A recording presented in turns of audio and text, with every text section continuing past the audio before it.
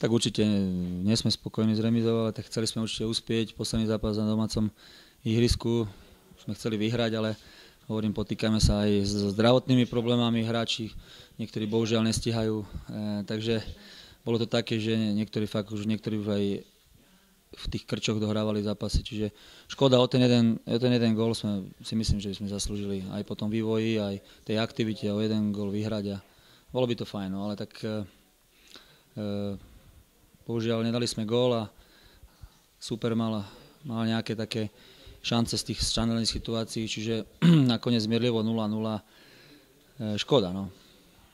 Teraz je bod málo, ale možno v konečnom zúčtovaní aj dobrý aj bod, čiže bohužiaľ sa snažíme hrať útočne a niekedy domáce zápasy dostávame góly z tých breakových situácií. Dneska sme si to postražili, ale bohužiaľ chýbala tá finálna fáza, že tá kvalita, ktorá mohla proste o 1-2 góly vlastne nás posunúť dopredu. Standardiek sme mali viacej, nevychádzali veľmi. Tak áno, v týchto štandardných situáciách väčšinou sa trénujeme, ale ja hovorím už predsa len tá neúčasť niektorých hráčov na tréningu a bohužiaľ niektoré veci už robíme skoro po tme, nemáme až také kvalitné možnosti ako dotrénovať na záver, takže aj tie veci niektoré už vplyvajú na to, že to prevedenie nie je až také dobré, aké by sme chceli. Niekto tam striedal v úvode druhého polčasu, z akého dôvodu môžete povedať? Tak bohužiaľ, Dominik musel ísť, mal nakopnutý priehlavok, čiže to bolo veľké oslabenie, lebo hral dobre a museli sme zase preskúpiť rady a bohužiaľ sa nám druhý počas nepodarilo vystupňovať ten tlak a hovorím, a jeho odchodom bohužiaľ sme utrpeli, takže tak. Ako by ste zhodnotili tú domácu časť jesene? Tak ťažko, no, teraz ešte máme tu Nemšovu a možno, že aj to 16. kolo predohrávka by mala byť.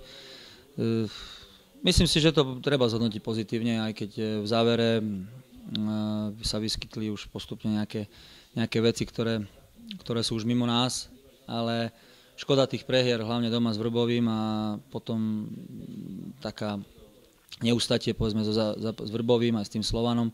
Tieto dva zápasy nás má dosť brzia. Škoda, že aspoň 3 body z jedného z týchto dvoch zápasov sme uhajili, ináč by sme boli veľmi spokojní, takže škoda. To tak vrhá taký zlý tieň na tú celú tú sezónu a bolo by fajn, keby sme ešte v Nemšovej priniesli nejaké body a možno, že by sme sa na to pozreli trošku oveľa pozitívnejšie. Čo bol podľa vás ten rozdiel, že vonku sa darilo viac ako doma?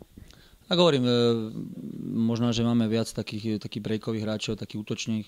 Systém sa snažíme hrávať a doma sme vlastne v tej obrane sme zlyhali, keď sme tlačili supera, snažili sme sa hrať viac ofenzívne a zabudali sme na tie breakové možnosti supera. Po nejakých malých chybách sme vlastne strácali doma veľa bodov a vlastne to tak rozhodlo, že vonku sme hrali tak ofenzívne, naladení a dobre sa nám hrá viac do tej otvorenej obrany ako do zabezpečenej a to sme ešte nemali tak nejak dotrenované a myslím si, že v tých domácich zápasoch niektoré tie výbuchy bohužiaľ nás stali aj body. No.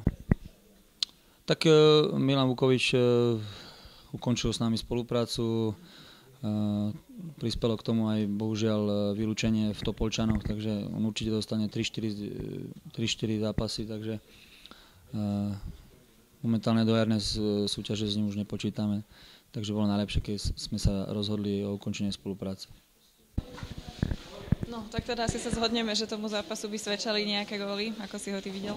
Hej, tak bol to síce taký remízový zápas, nemali sme ani my vyložené šance, ani oni.